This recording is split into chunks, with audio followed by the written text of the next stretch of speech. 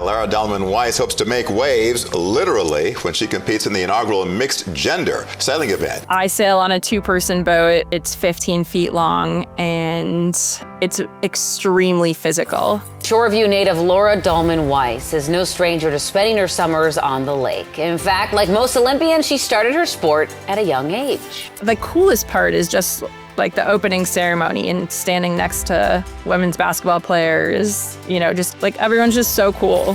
Hey everyone, Jamie here. Welcome to Flame Bearers Unedited, a brand new series bringing to you largely unedited conversation. We heard you loud and clear. You want to hear more stories of more elite women athletes from around the world. So we're going to deliver. In Unedited, we're going to bring you completely unfiltered conversations. We hit start, we have our conversation, we hit end. What we're going to see, though, is slightly different because we're not going to have all the traditional bells and whistles that you're used to in Flame Bearers production. So let's jump in.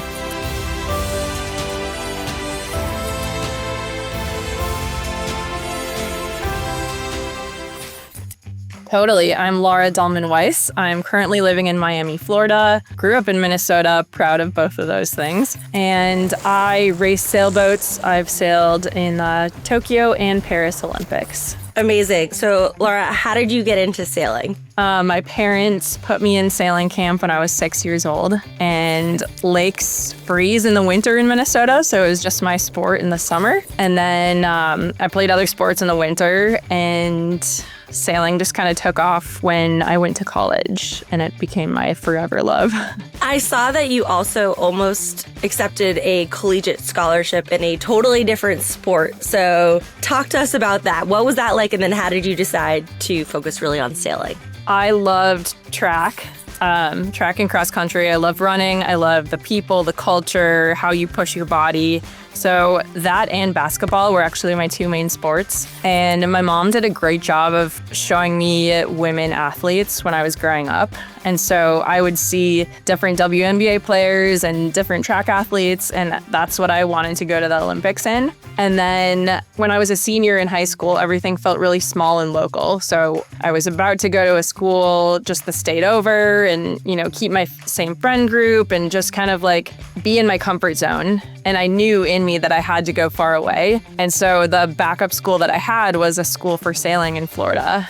And so I put all of my athletic focus into sailing, which had been divided between other sports before. So. I love so much of what you just said. One thing that you said is your mom provided you with a bunch of different female athletic role models. Who were some of those individuals that you looked up to? And I'm so glad that you have that, because there's so many women and girls today who don't necessarily feel like they have that. I loved watching Flojo run, just like seeing that she had, cool nails and cool style, and she was just this awesome athlete. And then we had season tickets to the Minnesota Lynx games, so I love Cheryl Swoops, Lisa Leslie. I actually just sat right behind her at one of the Unrivaled games, and I was like, you were my hero. Don Riley, kind of like the OG WNBA players, that's who I grew up watching. And you also mentioned running towards the thing that scared you the most. Talk to us a little bit about that, because that is absolutely terrifying. I think that's a really unique characteristic of yours, something that a lot of people don't have. Where did this concept come from, and how has it served you more broadly past that one decision? I assume if you did that for running towards a college and a new environment, this is probably something that has manifested in multiple ways throughout your life. There's so much weight on your college decision. And again, I have to credit my parents. They've just showed me through example that it's always worth branching out, meeting new people, putting yourself in uncomfortable situations. I was also in a mother-daughter book club growing up. The three other gals that were in the book club, they were going to schools far away. And I think I just noticed that. And I saw all my friends from high school, they were staying close to home, and I would have loved that, but it'd be a totally different path in my life. And I've just loved travel, and I've always loved just learning about how other people live their lives. And so I think sailing was able to do that for me. And so that was part of the decision, just to go to school in Florida and make new friends. And look where it has led you today. So share a little bit. I know you were in both Tokyo and Paris. What were those experiences like for you? Well, there's nothing like the Olympic spirit. And just talking about my basketball heroes. So for Tokyo, it was COVID, but we still got to go to the opening ceremony and the flag bearer was supered. And so I put every ounce into myself to get to the front row. I'll never forget. There was some security next to her and they turned back and they were like, hey, is that your team? Are those your teammates? Because we were just fighting, elbows out, trying to stay in the front. You're trying to meet other people and see what their sports are, but you're also I want to be in the front row. And she looked back at me and she was like, no, but they've worked so hard to be right here. And so I was like, so you recognize me? But yeah, just seeing other athletes and learning their sports, learning the dedication it takes all of us. And, everyone's fighting for a common goal. Everyone's just in this awesome place. There's nothing like it. What is something that most people don't know about the Olympics, given that you've lived it twice? So we watch you on TV, we see the Instagram highlights, but as the athlete who is actually living and experiencing it, what is something that you think most people get wrong or maybe don't even consider? I've never been asked that. That's crazy.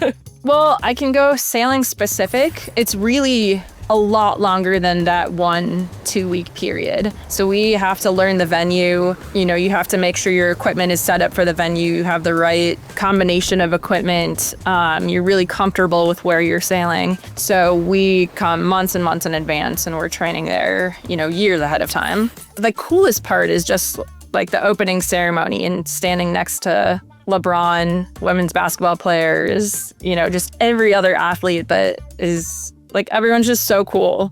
So I was going up to some of my track heroes and just to have them ask me about sailing was pretty special. That is so awesome. I didn't know the fact that you would go months, years early to get everything set up.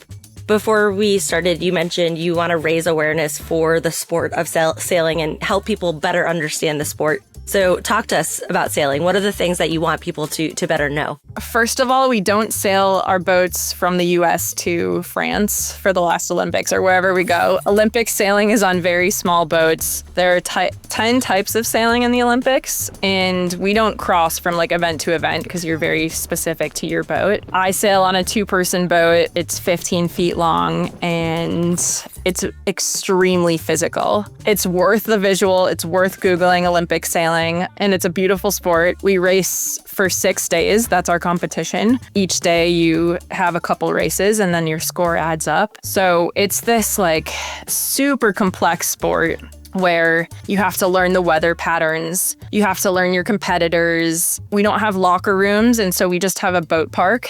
So you're going out for a competition and you're right next to all of your competitors, setting your boats up, preparing for the day. It's kind of how can you get into other people's heads? And then, you just have to be really consistent throughout all the 6 days because you're going to get different weather conditions every day. So that's interesting to dial in. You're not racing for one day. A lot of people think of the Olympics and they're like, oh, it's a 10-second sprint. Well, for us, it's really a 6-day marathon. It's a beautiful sport.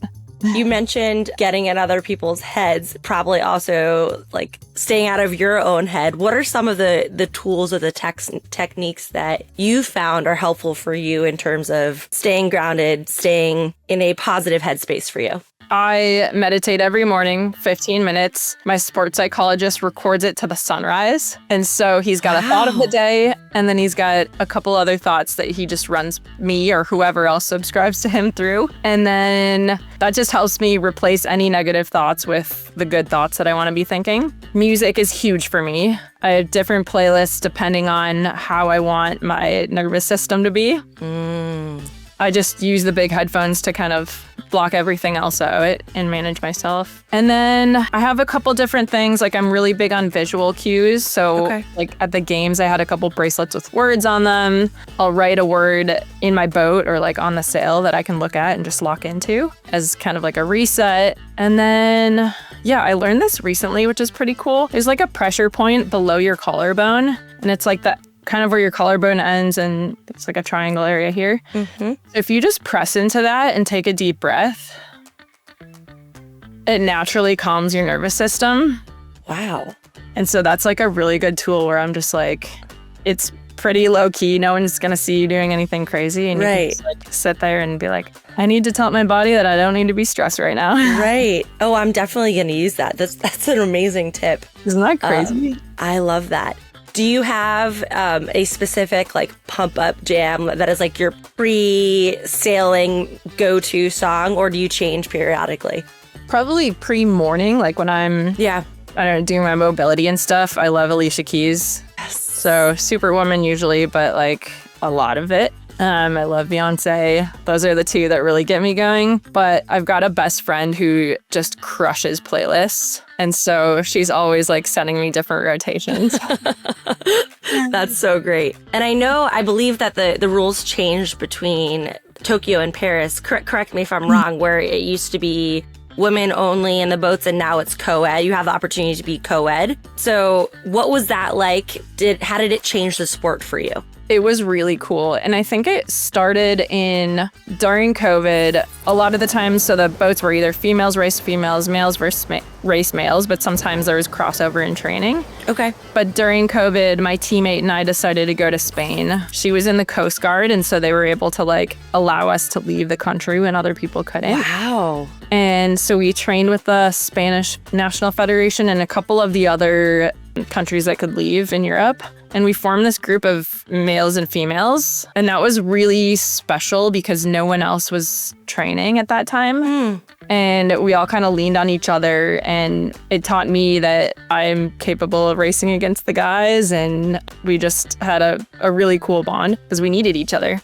Yeah. And so then when the decision to go mixed, I couldn't sail with my teammate I sailed in Tokyo with. And so I paired up with the guy who sailed in Tokyo in the male division. And it's totally different. Just our body size alone, like he's used to sailing with this big dude, super tall. And all of a sudden we're closer to the same height and weight. So his body has a lot bigger effect on the boat. So it changed how we sailed together, and it changed our equipment because all of a sudden the centerboard, the thing that sticks into the water, helps us steer.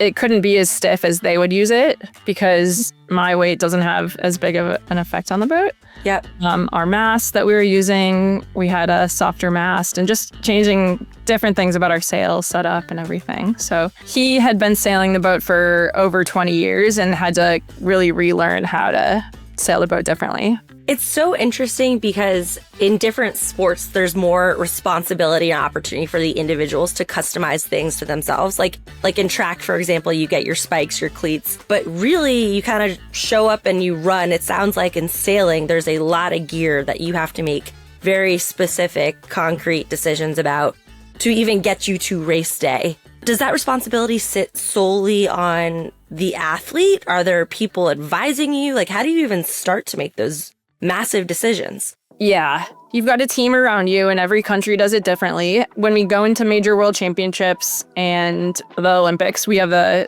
big measurement day. So your boat gets on the scale, it gets flipped upside down, they put a template over it. Like, there's a big standard that we have to meet up to. But within your specific boat, everyone does things different. So we can control our sails. If it's like, I don't know, this is the shape of a sail. You can have all these ropes that control like the shape of it. And you play with that while you're sailing. So you have all these things that you can tweak. Each boat sets their boat up differently so that as the wind change, as the waves change, everything, it's all dynamic. You can be tweaking your boat to make you go faster. And so, yeah, a lot of that is on us, knowing what we like to do specifically. We do most of our own boat work. So we'll spend hours and hours, days, just not sailing, working on our boats. We do have someone on the U.S. sailing team that helps us if we want specific data, if we want to test things. Wow. Yeah, and then we'll have training partners. So we trained with Portuguese and Italian teams. And if anyone had a sail they wanted to test or a piece of equipment, we can specifically go out that day, and we call them speed tunes. Basically, you're just sailing in a straight line for a long time, and you better like your teammate because you're just like, all right, can we change it up now? But it's really important to like control all the variables and test just one thing. Yeah. So much onus and opportunity on you as an individual athlete. Thank you for sharing that. Catch us up to speed. What are you doing now after Paris? When you're like locking into the Olympics, there's a lot of saying no. So you say no to the fun things, the things that might injure you, the things that might wear you out. It's like single-minded focus. And so after the games, I've kind of just been on a roll of saying yes. Yes. It's really good. I'm going to go to a couple of concerts that I put on the books. I'm going to go to Red Rocks for the first time. Oh, I am dying to go. Please let me know how it is. I'm so envious. I'm going to see Leon Bridges. He is like number one on my list. Yeah, I've just been looking into different job opportunities. I took a course at Dartmouth because they offer them to Olympians and Paralympians and military. And I've started working with this group called the ILO Group, and they are kind of a consulting firm for leaders in education. So it's a totally different space. They're having me do some one-on-one coaching. They're having me lead some wellness mornings. And then I've actually taught a module at one of their summits. So it's a different space, but I really like teaching other people like just what comes normal to me and what I've learned over the last 10 years of my life. Yeah, and then I was just at Colorado Springs at the Olympic Training Center, and the U.S. sailing team was doing some testing and just getting like a baseline for all the athletes. Mm-hmm. So I'm in this weird space where I know, kind of like the college decision, I know that my next decision in life is going to have a big impact on the rest of my life, but I don't know what it is yet. Talk to us a little bit about what this space feels like. We've heard so many athletes talk about exactly what you just shared, being at this pivotal time where, you know, you've done a sport competitively for a big bulk of your life and you're beginning to think about what's next. What are the questions that you're asking yourself? What are the things that, I mean, a lot of people don't talk about that openly as much. They talk more about like the sport, the glory moments, going to the Olympics. But what has this been like for you to begin to think about those next steps? Yeah, it's the unknown and it's scary. And I think for a while, I kind of lived in a space of fear of like, am I going to be able to find something after sport that gives me as much joy and excitement and adrenaline and dopamine, you know? I've just, through my sports, like learned that replacement. So instead of being scared, take the opportunities. So every morning as a part of my meditation, I picture myself walking through a door and the answer's on the other side. So I know it's going to come. Listening to my gut. One of the things I talk about a lot is right action. If there's something that's like a decision that you need to make or a conversation you need to have and it's just weighing on you and it's kind of like, you know, it's there and it's stressing you out, you just think about putting it into right action. So you have to do something about it, but the right things will come, the right words will come. It's all going to work out. So kind of some of the things that I'm doing to take action are just learning, taking the course, reading books, learning more about myself. And I went to Colorado Springs to see how it would be just being around the team again, pushing my body, working on my fitness. And it's a really weird space to be in. And I think my struggle right now is I felt pretty lonely. I've had romantic relationships my whole life growing up and then ended one before my first Olympic campaign in Tokyo and have spent the last 8 years now just so focused on training. And I've always been in a team space, had a teammate, you know, I've had different relationships, but I come out of that and I'm like, wow, all my friends around me have grown families and they've got something that I want. Mm-hmm. And so it's a weird space to be in because I would never for a second give up my Olympic experiences, but I'm thinking about what's next. Do I do another one? It's a home games. It's such an amazing opportunity. I still have the fire. I haven't medaled yet. I want that so bad. But there's like on the other side, it's like family, love, and it's hard to find answers. Thank you so much for sharing that and for being so open about that. You know, I'm sure the rigors of competing at literally the highest level in sport do come with trade-offs. And I don't think that's something that a lot of people like to talk about because it's not as fun. It's not as exciting, but it's very real. So thank you for sharing that. Yeah, thanks for asking. 2 questions that we like to end with. The first is, I think of you as such a role model in the world of sports, women's sports, sailing. What advice would you give to your younger self? So let's say teenage Lara sitting next to you, what would you want to tell her? I'm reading the book Let Them. I don't know if you've read it or not. It's my next book. I'm so excited. Okay. So many people like to say, don't worry what other people think about you. And my mom gave me just this great blueprint of the best values. And then there's a point in your life where that all creeps in. Like, what do people think about me? Am I doing the right thing? So Sure. It's the giving up control that you don't have to worry about what other people think about you. They're always going to think things. They're always going to say things, and just to be yourself. And then age doesn't matter, which is so crazy. Yes. My whole life, I've always felt like it's too late. You watch Olympians growing up and they're in their teens. And so coming into my campaign that I actually went to Tokyo in, I thought, I'm too old. I had that thought so many times the years before that. And then finally just let it go and was like, I'm not too old. Like, this is me. My body's perfect. My mind's perfect. And then, just other opportunities. Like, I grew up dancing as well. And so I love Wonder Woman, you're doing it all. Yeah. I love being on camera. I love just playing with different social media campaigns and brands and stuff like that. And there was a while where I was like, well, I'm too old for that. No one's going to want me. And then it's just so crazy, those thoughts. And you're just never too old. Look at Martha Stewart. She's always reinventing herself. It's insane. I love that. And I think so many different people need to hear that. We have listeners in 55 countries now, many of whom are aspiring Olympians and Paralympians. And so many times people reach out and they say, am I too old to go for it? And I'm like, you know what? Listen to what the athletes themselves have to say. So thank you. Yeah. The final question that we like to ask is, what one action do you want people to take after hearing your story? It's an ask of our community. So what would be the one thing you would want them to do after hearing this conversation? The no-brainer for me is look up Olympic sailing or my Instagram, just so you can see what, get the visual to the human. But number 2, sign up for something, the thing that scares you. So maybe it's an art class, maybe it's a road race, maybe it's just whatever kind of scares you, the thing that you've been wanting to, just go online, click it, do it, whatever, commit with a friend or book the trip, whatever. Thanks for tuning in to Flame Bearers Unedited. If you like what you're hearing, please leave us a positive review on your favorite podcasting platform or YouTube. If you want to see more behind the scenes coverage, follow us on social media, Instagram, TikTok, Facebook, X, whatever platform you're on, we're there too. Thanks, and we'll catch you on our next episode.